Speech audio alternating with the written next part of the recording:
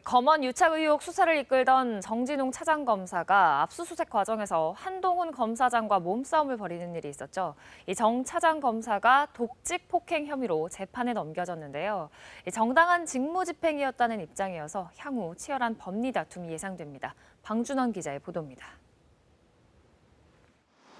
지난 7월 이른바 검언유착 의혹 사건과 관련해 한동훈 검사장의 휴대전화 유심칩 압수수색에 나섰던 정진웅 차장검사. 당시 서울중앙지검 형사 1부장으로 수사팀을 이끌었던 정 차장검사는 압수수색 과정에서 한 검사장과 몸싸움을 벌였습니다. 당시 한 검사장은 휴대전화 잠금을 해제하려는데 갑자기 정 차장검사가 폭행을 가했다고 주장했고, 정 차장검사는 한 검사장이 정보를 삭제하려는 것으로 의심되는 상황이었고 자신도 피해를 입었다며 병원에 입원한 사진을 공개하기도 했습니다.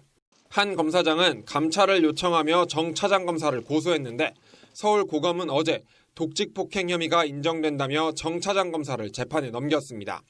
고소 3개월 만입니다.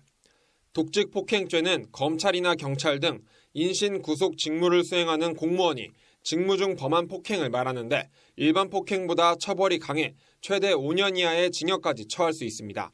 서울고검은 조사 결과 정 차장검사가 소파에 앉아있던 한 검사장의 팔과 어깨 등을 잡고 소파 아래로 밀어 눌렀다고 밝혔습니다.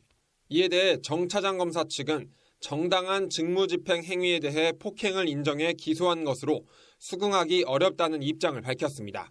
결국 행위의 정당성과 고의성 등을 놓고 향후 재판 과정에서 치열한 법리 다툼이 예상됩니다.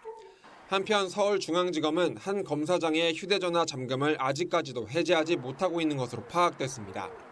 이런 가운데 전직 수사팀장까지 기소가 되면서 관련 수사는 더욱 난항을 겪을 것으로 전망됩니다. KBS 뉴스 방준원입니다.